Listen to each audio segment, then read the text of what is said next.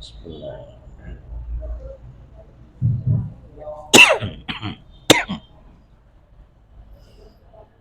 Assalamualaikum warahmatullahi wabarakatuh.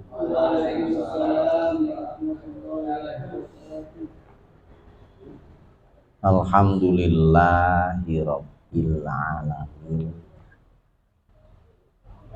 Wassalatu wassalamu alal anbiya'i wal mursalin. Asyhadu an la ilaha illallah wa asyhadu anna Muhammadan abduhu wa rasuluhu la nabiyya ba'da. Allahumma sholli ala Muhammadin wa ala alihi wa ashabihi wa man tabi'ahum bi ihsanin ila yaumiddin. Rabbis shrahli sadri wa yassirli amri wahlul 'uqdatam min lisani yafqahu qawli. Allahumma ftah masami'a qalbi li dzikrika warzuqni ta'ataka wa ta'ata rasulika wa amalan bi kitabik. Amin. Jamaah pengajian yang saya hormati, alhamdulillah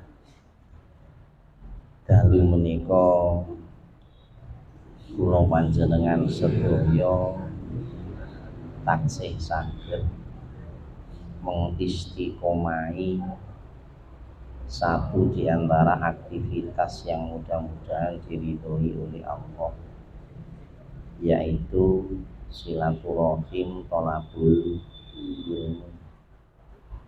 Mudah-mudahan seperti biasa saya senantiasa mengajak agar kebaikan-kebaikan yang secara zahir itu kita tunaikan, kesemuanya mudah-mudahan ditunaikan, dibangun di atas keikhlasan hati kita. Kita tunaikan kesemua ini adalah lillahi ta'ala. Tentu dengan benarnya niat yang seperti itu, harapan kita adalah mudah-mudahan Allah memudahkan kita semua. Setelah bahasa Jawa niku, setelah angen-angen ayat-ayat Gusti Allah, setelah moco ayat Gusti Allah angen-angen sak maknane, maka kemudian kita dimudahkan oleh Allah untuk menindaklanjuti dalam perbuatan yang nyata. Salah satu di antara sekian banyak titik lemah kita itu di situ. Jadi kita ngaji misalkan bab masalah zikir. Setelah kita mengerti bahwa satu, kalau di dalam kajian yang sering saya sampaikan, tentu dengan referen bacaan saya, bahwa zikir itu adalah bukrotau wasilah. Yang saya sampaikan bukan berarti zikir itu adanya di pagi hari dan di sore hari, tetapi bukrotau wasilah itu saya sampaikan sebagai titik awal kita berzikir di pagi hari, kemudian disambung dengan titik awal berikutnya di sore hari. sehingga siklus 24 jam sebagai nikmat waktu yang diberikan oleh Allah kepada kita semuanya punya makna zikir, sehingga sama dengan perintah fadhkurullaha dzikron katsira, zikira sing akeh. Nah krono akeh kula kali panjenengan sedaya lajeng ya enggak soro-soro batesi sing jenenge akeh iku pira ya ndak. Yes, pokoknya dari titik awal pagi pada titik awal sore. Pagi diarani awal, sore diarani awal, sehingga siklusnya 24 jam penuh adalah zikrullah. Nah, jadi yang berikutnya, misalkan ini contoh. Zikir adalah tatmainnul qulub, menenteramkan hati, menyejukkan, kemudian menenangkan, menjadikan kita bisa ajeg karena zikir itu. Maka kemudian setelah ini kita pahami, kan tinggal satu langkah. Apa? Mewujudkan dalam bentuk amal nyata. Inilah titik kelemahan kita, sehingga yang kita khawatirkan pada titik seperti itu, kalau kita nggak segera bahasa kerennya itu mengeksekusi. Jadi pangertosan yang sudah kita serap hasil dari majelis ilmu, hasil dari muhasabah, kalau kita tidak segera mengeksekusi, mengalihkan pengetahuan menjadi bentuk amal nyata, maka kita tidak akan bisa merasakan jenenge rahmatan lil alamin dari tuntunan Allah itu sing ya apa. Kita tidak bisa cerita, kita tidak bisa jawab. Nah, kembali dengan dasar keikhlasan hati kita menunaikan majelis ilmu itu, mudah-mudahan kita dimudahkan oleh Allah untuk segera mewujudkan apa yang sudah kita renungkan, yang sudah kita sinaoni, yang sudah kita muhasabah menjadi satu wujud amal yang nyata. Disitulah nanti kita akan merasakan jenenge rahmat dari tuntunan itu ya apa. Disitulah yang pada akhirnya akan mengantarkan kita untuk meneguhkan ucapan dalam lisan, meneguhkan pendirian dalam hati dengan kata yang sering kita ucap, Sodaqallah, ya Allah bener, Gusti Allah maha benar. Ternyata menuntun zikir sebagai sampling kita tadi itu memang benar. Ternyata dengan tuntunan syukur memang benar, di situ ada rahmat, di situ ada macam-macam dan seterusnya.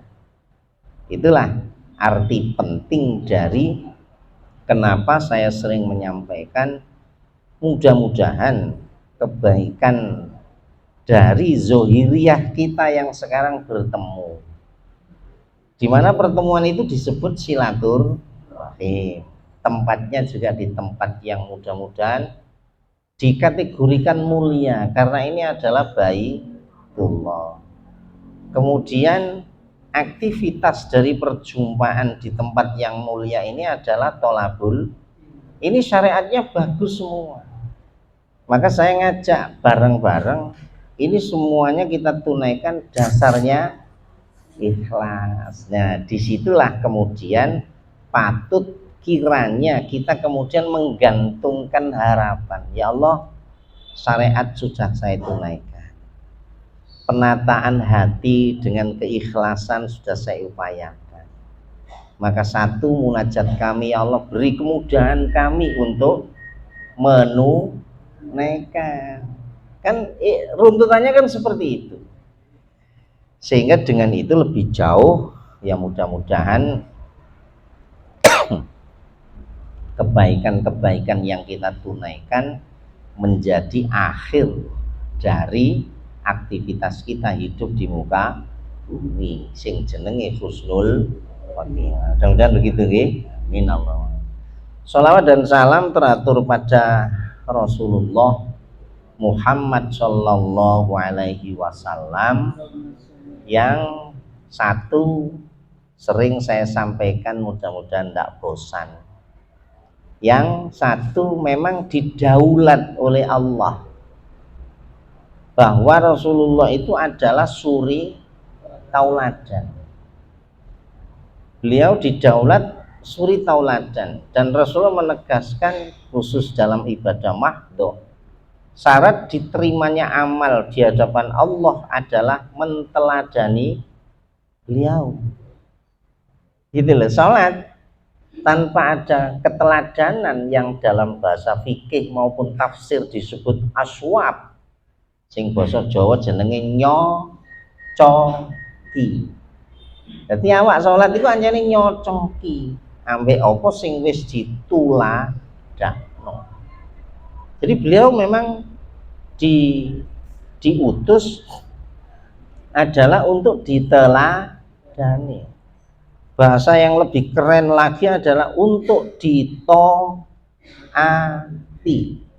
dan ketaatan itu mutlak. Selain itu tidak bisa menyamai derajat ketaatan atas baginda Rasulullah, meskipun kula panjenengan so asring ngucap di asring mireng kalimat ingkang tansah kawula taati, tapi kalau di situ tidak disebut Allah dan Rasul maka mesti tidak mutlak, mesti bersyarat. Nah gitu lah. Jadi itulah Rasulullah.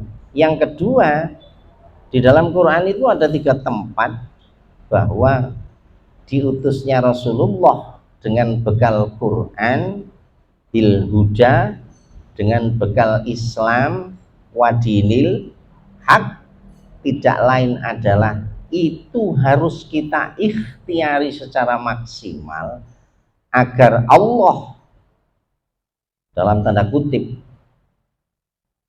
melangsungkan kuasanya untuk memenangkan Islam wal muslimin. Dengan terlelak liyudhirahullahu alad. Kan bunyinya begitu memang. Diutusnya Muhammad, diberi bekal bil huda wa dinil haq liyul, memang bunyinya begitu. Sehingga saya sering bilang, awakmu mulutan gak ono urusan. Tidak ada urusan dengan diutusnya Nabi.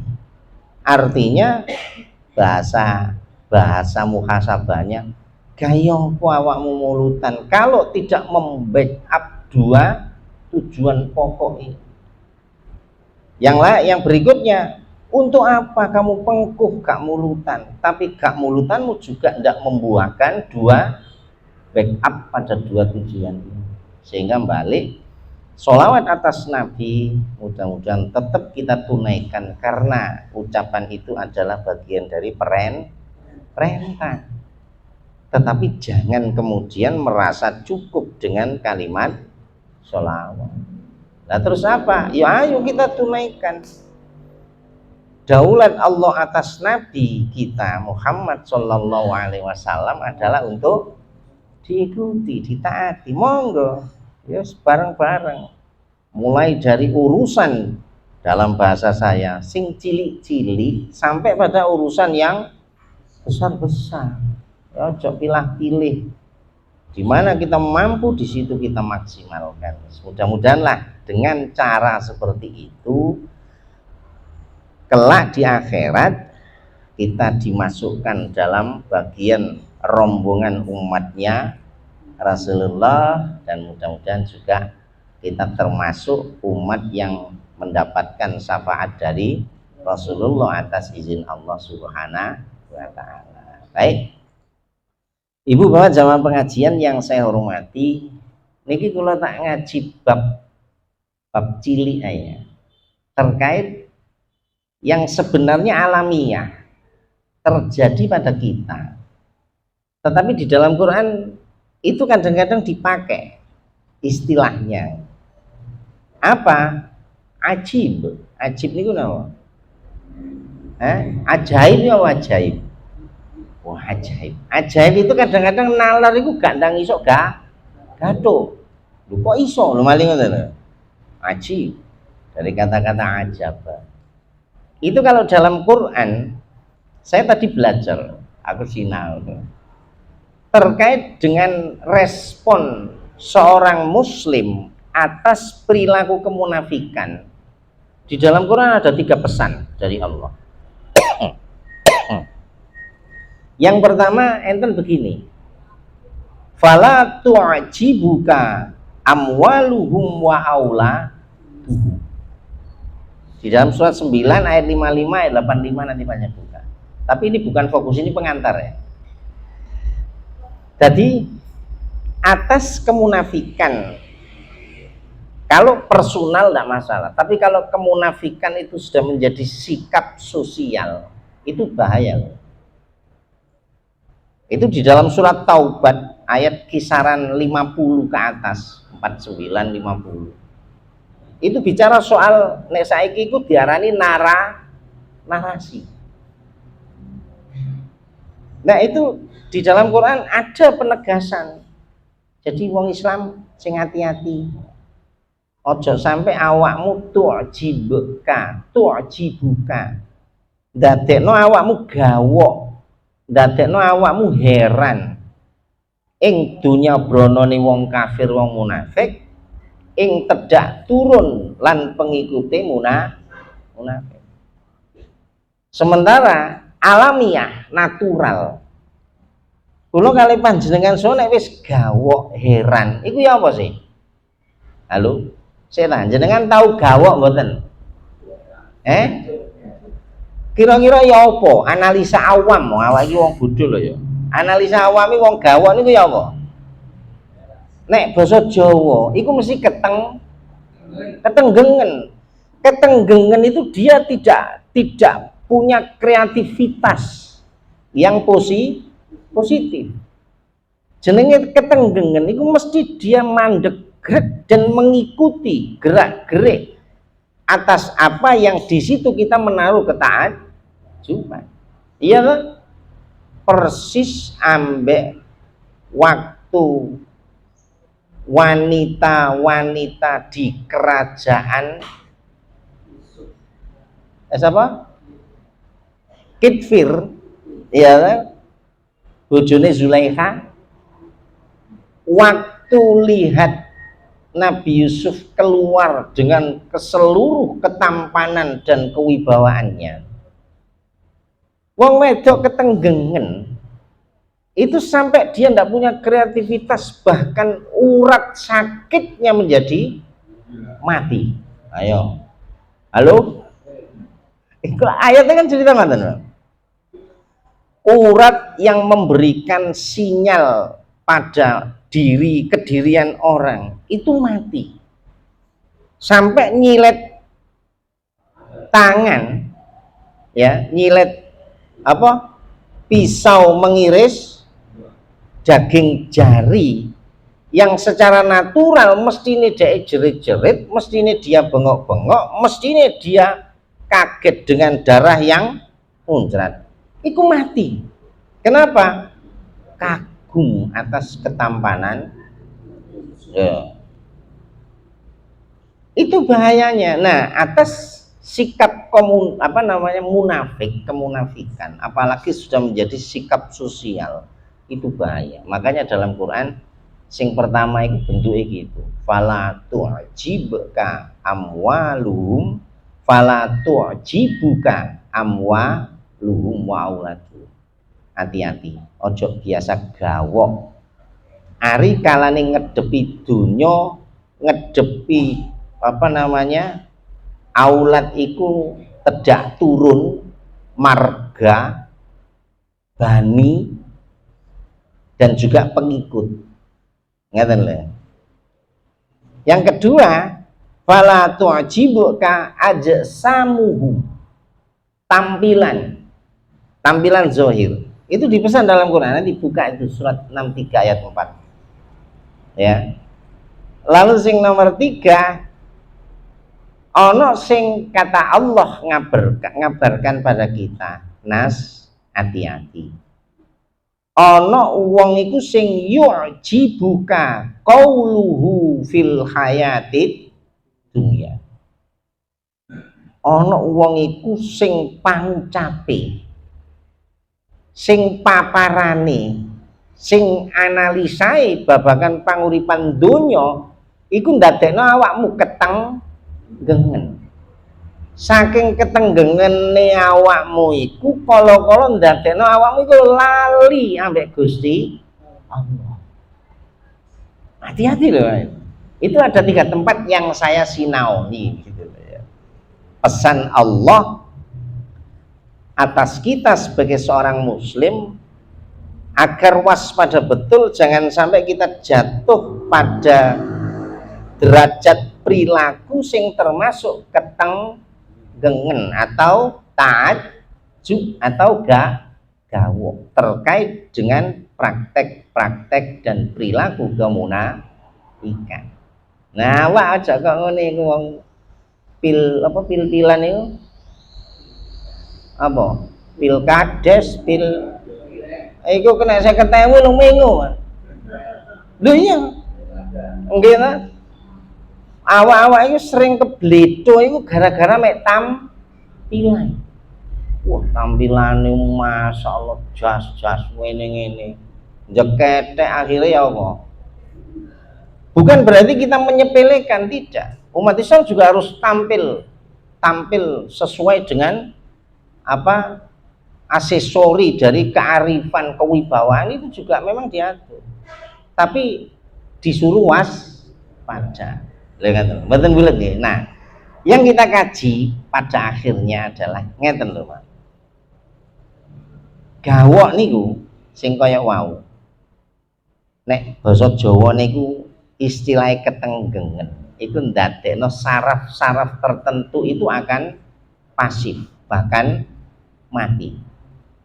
Yang kedua, jika sudah begitu, maka kadang-kadang di luar kontrol sadar kita kemudian ikut arus, di mana jati diri manusia muslim adalah la ilaha illallah, ini kemudian bisa ditinggalkan karena terbawa oleh arus. Kenapa terbawa oleh arus? Karena saraf-saraf itu menjadi mandek, abnormal. Oleh sebab apa? Karena gaul. Nah, contoh yang kita unggah adalah di surat 5 ayat 100. Gusti Allah dawuh, "Qul la yastawil khabithu wat thayyibu walau a'jabaka kasratul khabisi fattaqullah ya ulil albab la'allakum tuflihun." Niku nek diterjemah ya napa lagi? Katakanlah. Nggih, kula biasa nyampekno ampun suwe. Ayat ini karena diturunkan oleh Allah pada Nabiullah Muhammad, maka kul di situ dikatakan adalah sampaikan wahai Muhammad. Artinya Allah pernah merintah pada Nabi kita Muhammad Sallallahu Alaihi Wasallam agar beliau mengatakan, menyampaikan. Nah, kula panjenengan dadi mati. Memang tidak diperintah langsung oleh Allah. Jangan tahu tadi perintah langsung. Lah karena kita membaca Nabi kita diperintah, maka saya pernah nyampaikan sebagus-bagus ungkapan adalah ungkapan di mana kita mengikuti ungkapan Rasulullah sebagaimana Allah perintah pada Rasulullah untuk mengungkapkan. Mboten bulet. Bahasa ngene wis. Qul huwallahu ahad. Kul, sampaikan Muhammad. Apa? Allah adalah segala-galanya. Yang beri rezeki siapa? Allah. Prinsip tauhid. Saya coba menengok oleh rezeki, bukan begitu caranya. Kalau kamu tanya siapa yang beri rezeki? Allah. Nah terus tugas kami adalah berikhtiar mencari rezeki. Ya, betul betul. Siapa yang mematikan kamu, Nas? Allah.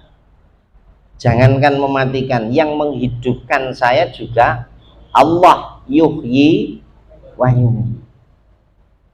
Terus siapa? Tugas saya sebagai hamba Allah adalah menjaga kehidupan. Makanya dalam kaidah usul kan ada 5 prinsip maslahat yang harus dijaga. Satu diantaranya adalah hifdzun nafsi, jaga dirimu.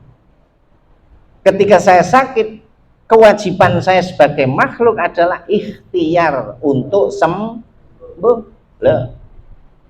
Dan semuanya diatur oleh syariat. Betul ya. Nah balik, kul huwallahu ahad, katakan Muhammad, Allah adalah segala-galanya. Dia adalah satu-satunya bagi saya. Bahasa gampangnya, Nas, saapi-api menegaskan prinsip tauhid niru Nabi Muhammad, sebab Nabi Muhammad tahu diperintah Gusti Allah negesno Allahu ahad. Betul. Betul nggih? Nah, tadi balik termasuk ayat niki. Jadi ayat ini diturunkan pada Rasulullah, di mana isinya Rasulullah diperintah oleh Allah untuk mengatakan, untuk menyampaikan, untuk mendakwahkan. Bahasa kita sebagai umatnya, mangkane Nas sampai no omong nonas, dakwahkan, karena nabimu dulu pernah diperintah oleh Allah. Nah sekarang yang berikutnya, apa yang harus disampaikan? Di ayat itu Allah perintah pada Nabi Muhammad untuk menegaskan, untuk menyampaikan, untuk mendakwahkan. Apa yang harus disampaikan di situ? Tidak sama yang buruk dengan yang baik. Oh, siji. Gak podo loh, Pak. Berarti kan jenenge gak podo, bahasa lainnya berarti beda. Nggih ta? Kula panjenengan saya untuk beda paling tidak harus mengerti. Nah, supaya pengertian itu menjadi bisa membedakan, maka siapakah yang menjadi ukuran baik dan buruk? Persoalan ngoten ya. Sebab nanti kalau baik dan buruk itu ya bergantung pada masing-masing. Ya apa terusan? Rusak toh? Ngelanggar gak ngelanggar ya bergantung pada masing-masing. Rusak jadinya. Filosofi undang-undang peraturan semuanya itu hampir sama. Awamu nek ngomong masalah kebenaran dan kesalahan di jalan raya, ikutilah aturan lalu lintas. Sopo sing gawe? Nah, nek di Indonesia berarti ya dewan legislasi toh yang buat undang-undang. Apa nek abang kudu leren? Wes gak kena dinyang niku. Nek awakmu abang kok mlaku jenenge langgar, salah, selesai. Ana sing bantah? Gak ada. Nek hijau awakmu kudu laku. Nek hijau awakmu mandek iku jenenge salah. Lah ngoten nah. Wis, wong Islam iku kudu salat. Sapa sing gawe aturan? Nek gak salat berarti ya berarti wong gak salat ambek salat iku gak padha, aja dipadakno. Halo. Wis sampean laler sak dawa-dawane.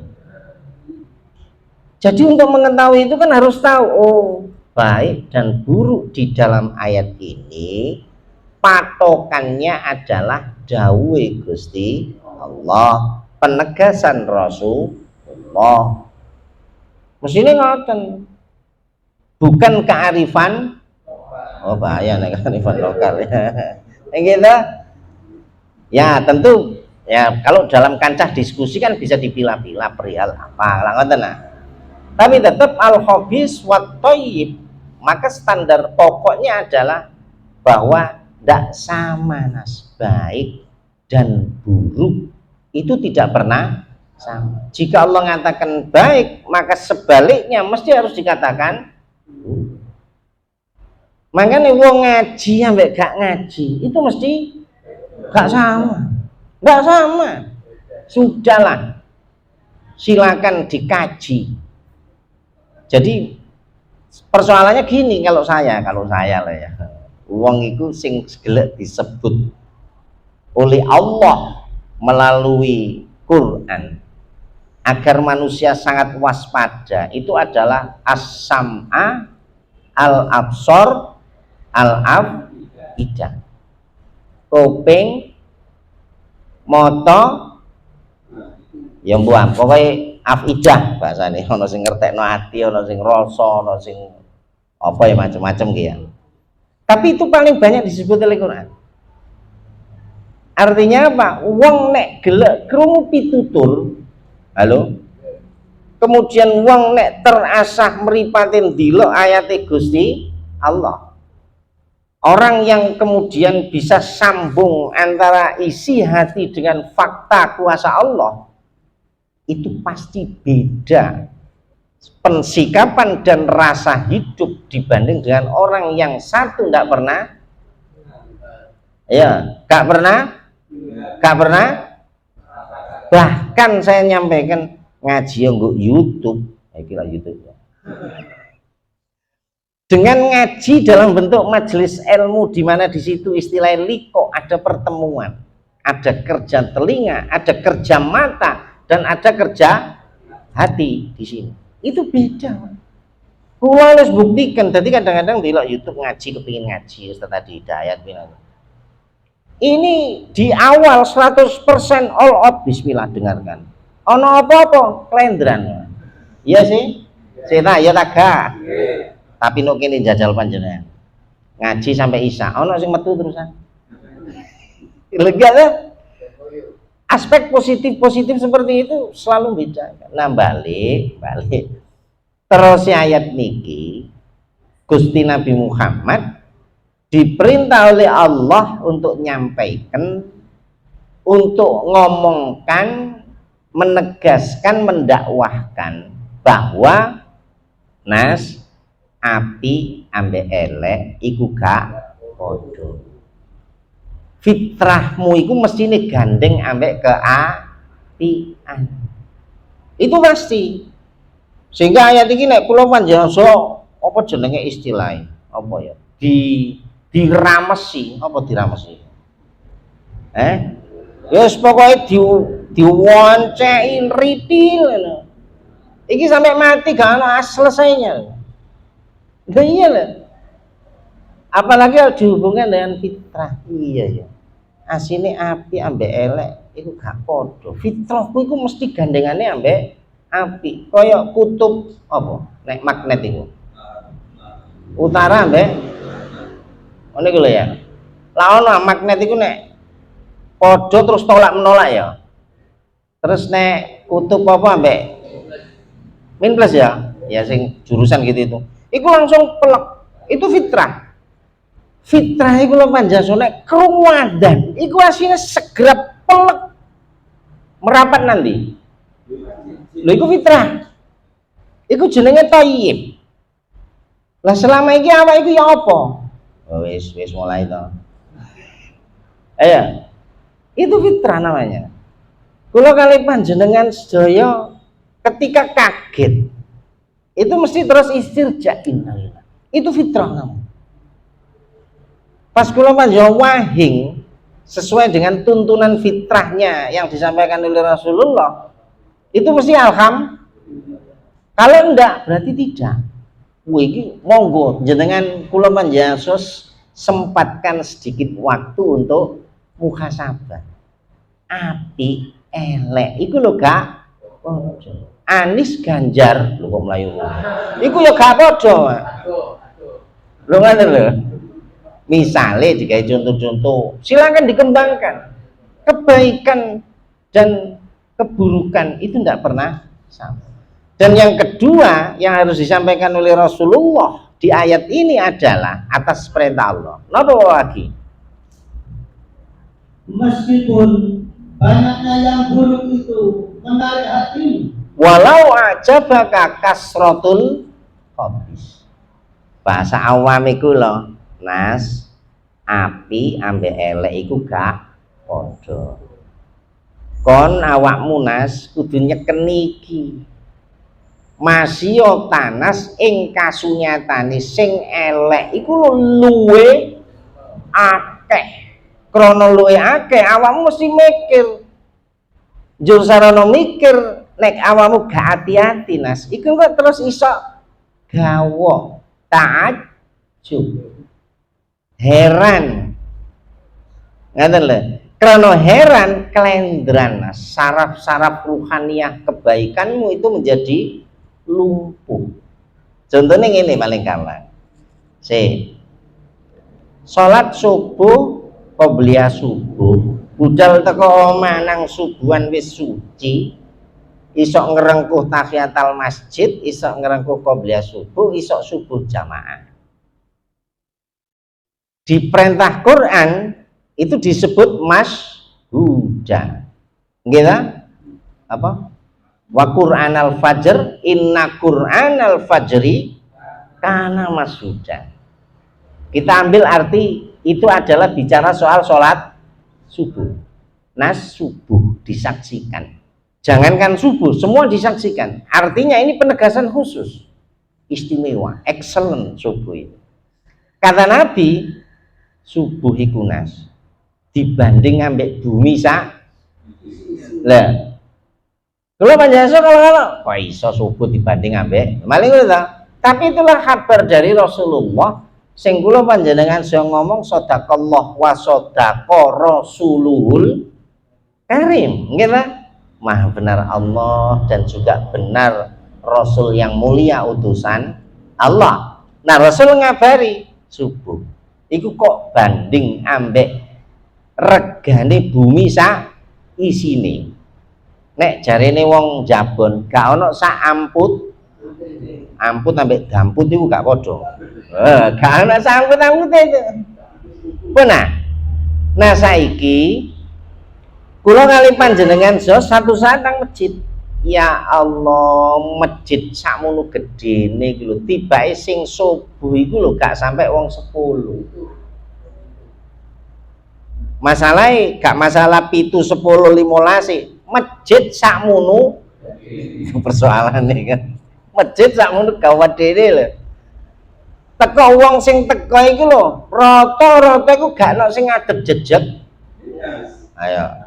Wis bengkong kabeh lho. Kuwi yang mikir, wong-wong iku kok ya jek turu kabeh. Itu kan bisa kita tarik sebagai satu contoh. Ternyata yang tidak sholat subuh mayoritas. Loh, selama ini kita bilang mayoritas adalah dasar dari kebenaran, iya enggak?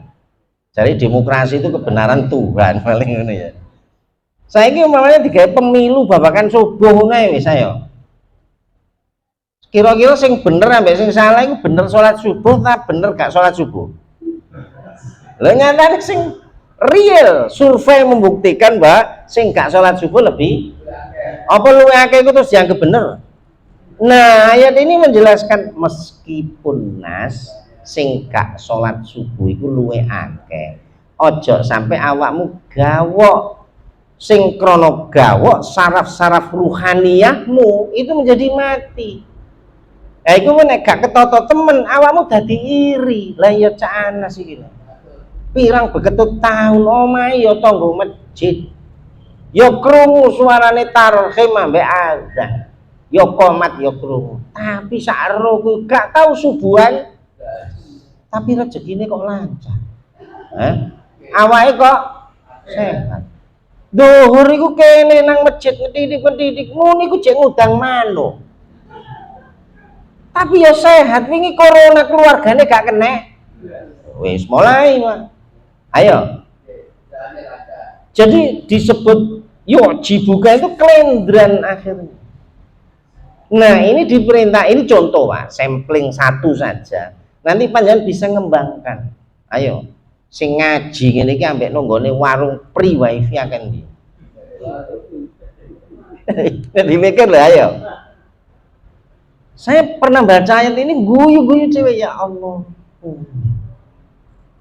Nah, kula lak sering sanjang, masalahnya kan kita ini umat Islam, intensitas maca Quran angen-angen sak ini yang kurang. Nek maca Quran angen-angen sak ganjarane. Iku ngalang-alai pilihan lurah. Gitu. Nah, termasuk ayat ini, kula Mas pas baca di tafsirnya, Masya Allah, iya. Tadi balik Gusti Allah perintah datang Nabi, bahasa kula ya, Nas, api elek iku gak ojo. Apa meneh bener salah, gak sama. Jangan disamakan. Sejauh kamu punya pedoman Allah dan Rasulnya adalah sumber kebaikan, sumber kebenaran, maka pasti tidak sama dengan kesalahan dan kejelekan. Ini yang harus kamu pegang teguh. Terus awamu aja sampai kelindran Nas. Jur dadene awamu gawok. Karena gawok akhirnya saraf-saraf ruhaniyahmu yang sebetulnya masih dalam garis fitrah itu nanti loyo. Kapan? Ketika kamu melihat fakta yang ada, ternyata yang cenderung kepada kesalahan dan keburukan itu mayoritas. Ayo, mangkane lanjutane perintah Gusti Allah datang Nabi untuk pegangan kita. Mangkane ya napa? Maka bertakwalah kepada Allah hai orang-orang yang berakal. Ya. Fattakullah. Takwa Nas. Nek anjene awakmu duwe utek, bahasa kula ngoten. Halo? Nek duwe utek iku tegese mikir. Nek awakmu mikir, pikiranmu ketuntun, iku mesti kesimpulanmu akan betul bahwa anjene bener ambek salah iku gak. Makane ono bener dikuyo-kuyo, malah ngono ya. Terus jadi guyonan, hati-hati, ojo kenceng-kenceng nemen, diloken rata-rata kayu jati ku nek kenceng mesti diketok. Iya. Lho, iku lasane pane Jawa. Diloken kayu jati, sing diketok dhisik iku mesti rata-rata sing. Nah, kayu jati itu adalah simbol hak.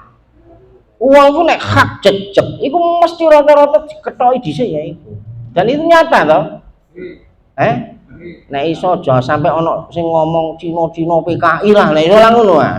Kadek kenceng ngomong ketok temen. Ya, jadi balik fattakullah. Takwa nang Gusti Allah. Lho, takwa iki nek dironcai luwih jauh meneh ya sudah. Bukan hanya sebatas baju apa baju takwa gitu. Luas itu makna takwa, tapi ringkese fattakullah mangkane Nas cekeno nek ana perintah ndang dilakoni, nek ana larangan ya wis ndang lewe. Nek ancene awakmu iso mikir temen mesti ngono. Lah nek awakmu ceken nanggone ketakwaan marang Gusti Allah, ya apa?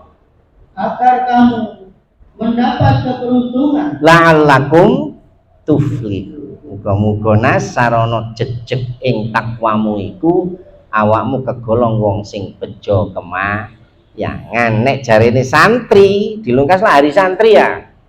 Aja sampai panjenengan santri tapi gak ero. Halo? Mek santri hari santri to. Jenenge la'alaiku jarine para alim iku jenenge litaroji. Litaroji iku tegese pengarep Arab.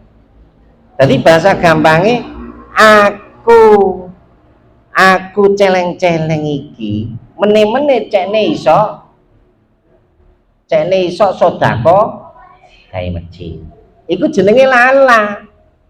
Ngaten lho, menawa muga kon tak pondokno nak muga-muga awakmu mene-mene dadi nang soleh amalmu. Dadak di pondok no metu mondok dadak salah perga. Lha wis gak dadi meneh kan? Ada banyak faktor. Nah, kembali Nas ngerti yo apik elek bener salah iku gak padha. Hati-hati. Ojo sampai awakmu klindran, ojo sampai awakmu keplecuk sebab gawok heran ing kasunyatane tiba ilo Gusti sing elek luwe akeh, sing gak subuhan luwe akeh, sing teko dangdutan sampai teko ngaji. Ayo. Apa meneh ngomong tahajud sampai witir wis tambah. Ah, semunune Nas sing hati-hati. Fattakullah. Coba maknanono syukurono utek akal pikiran ati sing wis diparingno ambek Gusti Allah sebagai satu-satunya pembeda dengan makhluk yang lain. Nah nek iku sing kok ugemi Nas, maka mudah-mudahan Allah membuka kuasanya menjadikan kamu sebagai orang yang beruntung dunia akhirat. Pun lah ngoten iki, Pak. Ini bagian dari ungkapan ajib dalam Quran, tapi lebih cenderung dalam kategorisasi itu adalah sebagai bahan muhasabah dan bahan wawasan ilmu. Nek tadi 3 ayat itu kan pesen ya. Jadi Gusti Allah pesen Nas atas kemunafikan hati-hati telu. Ini tak catat mau kuadai tapi siji ayat doa cukup ya. Mudah-mudahan nanti panjenengan bisa memperhatikan lebih jauh apa yang ada di dalam Quran terkait dengan ungkapan ajib atau gawok atau heran. Pun niku mawon ingkang saged kula sampaikan kira langkung nyuwun ngapunten astagfirullahaladzim subhanakallahumma bihamdika asyhadu an la ilaha illa anta astaghfiruka wa atubu ilaik. Assalamualaikum warahmatullahi wabarakatuh.